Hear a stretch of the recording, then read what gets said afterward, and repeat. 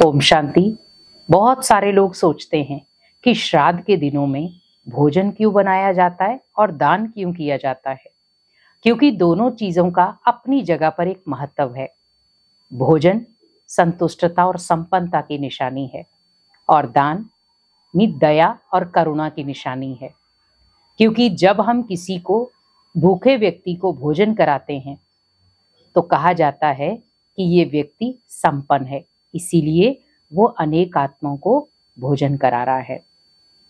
तो जब हम अपने पितरों को भोग लगाते हैं बड़े प्यार से, आप सोचिए कि हम जब उनके लिए भोग बनाते हैं, भोजन बनाते हैं, उस समय हम क्या करते हैं?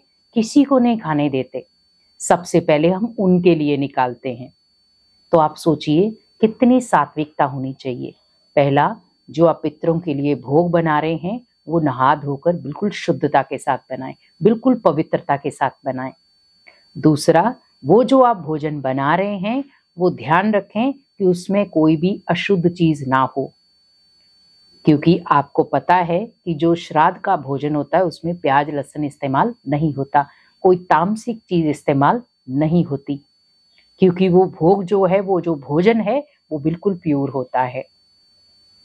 और तीसरा, भोग बनाते समय पवित्रता का विशेष ध्यान रखें कि मुझे पवित्र मन और पवित्र तन के साथ ही मुझे वो भोग बनाना है, क्योंकि आप उन आत्माओं को स्वीकार करा रहे हो।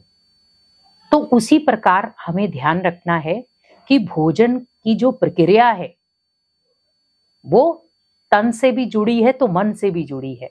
कहते हैं ना, जैसा अन्न वैसा मन। अब आप सोचो, आप जब भोजन बना रहे हो उनके निमित्त, तो उस भोजन को आप भोग के रूप में ले जाओ कि मैं भोजन नहीं बना रहा हूं, मैं भोग बना रहा हूं। तो जब आप भोग बना रहे हैं तो आप सोचो भोग कौन स्वीकार करेगा? भगवान। अब आप सोचो, जब उस भोग को भगवान स्वीकार करेगा तो भगवान किसको खिलाएगा? एक पिता जब भोजन कर लेता है तो उसके बाद उसको क्या ध्यान आता है? वो पिता भोजन से पहले क्या सोचता है? मेरे बच्चों को भी मिल जाए। तो भगवान भी हम बच्चों का ध्यान रखता है। जैसे हम बच्चे भगवान का ध्यान रखते हैं वैसे भगवान भी हमारा ध्यान रखता है, क्योंकि जब हम भगवान को भोग स्वीकार कराते हैं तो भगवान भी क्या देखता है कि मुझे भी अपने बच्चों को भोग स्वीकार कराना है। तो उन पूर्वज आत्माओं को आप जब भोग बनाते हैं बड़े प्यार से आप भगवान को स्वीकार कराएं। आपके घर में अगर मंदिर है, वहां मंदिर में उस थाली को रखें, बड़े प्यार से 10 मिनट 15 मिनट वहां बैठें, बड़े प्यार से उस भोग को भगवान को स्वीकार कराएं और वहीं से सोचें कि ये भोग मेरे पूर्वज भी स्वीकार कर रहे हैं। भगवान बड़े प्यार से उन आत्माओं को भी खिला रहा है तो वो स्वीकार करेंगे ऑटोमेटिकली। तो उस भोग में जब आप ये प्रक्रिया करेंगे कि भगवान उन आत्माओं को स्वीकार करा रहा है, क्योंकि हम उन आत्माओं तक नहीं पहुंच सकते, हम अपने पूर्वजों तक नहीं पहुंच सकते, पर भगवान तो पहुंच सकता है क्योंकि उसके तो अभी भी बच्चे हैं। क्योंकि परमात्मा का आत्मा के साथ कनेक्शन हो सकता है लेकिन देह का किसी आत्मा के साथ कनेक्शन नहीं हो पाता है।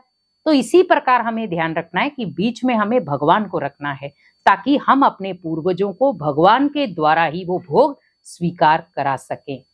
और उसके बाद है दान, क्योंकि दान हम जब ये श्राद्ध के दिनों में दान करते हैं, हम कई बार अपने पितरों के निमित्त, बुजुर्गों के निमित्त जब दान करते हैं, हमेशा याद रखें दान मुझे पात्रों को देखकर देना है, मिस यूज वाला दान ना दे। क्योंकि दान आप उन चीजों का करें जो आप अपने बुजुर्गों को नहीं दे पाए। जैसे मान लो कई बच्चे अंदर से फील करते हैं कि मेरे माता पिता ये चीज मैं नहीं कर पाया उनके लिए, या मान लो मैं अपने दादा दादी के लिए ये चीज नहीं कर पाया, तो आप उसे दान के रूप में किसी को दे दें। तो जैसे मान लो आपको लगता था कि भाई उनके लिए वस्त्र में अच्छे नहीं लाए तो वस्त्रों का कर दें, आपको लग रहा है कि भाई मैंने अच्छे से भोजन नहीं कराया तो भोजन का करें।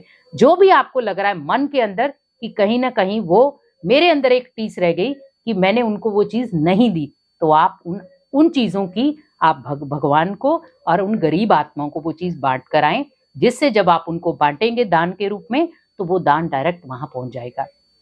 क्योंकि दान हमेशा एक शुद्ध भाव, निस्वार्थ भाव के साथ किया जाता है और वही दान आपके लिए महत्वपूर्ण बन जाता है और उसी दान से आप अपने पूर्वजों तक भी पहुंच सकते हैं। क्योंकि दान का आप सोचिए कि दुनिया में बहुत महत्व है, पर कहते हैं दान ऐसा हो जो एक हाथ से किया जाए, दूसरे को पता भी ना चले। तो हमें हमेशा दान के समय एक नम्र भाव, एक निमित्त भाव धारण करना है। और जब हम नम्र भाव, निमित्त भाव दान में धारण करेंगे तो ऑटोमेटिकली उस दान में संपन्नता जरूर होगी। तो दान हमेशा पात्र को देखकर देखें और दान हमेशा उसको दें जो जो उस चीज की जरूरत को समझे, तो ही आपका दान संपन्न हो पाएगा। तो भोजन को आप शुद्धता के साथ भगवान की याद में बनाएं, उन्हें स्वीकार कराएं और दान आप पात्र को देखकर दें, तो आपका श्राद्ध विधि पूर्वक संपन्न होगा। ओम शांति।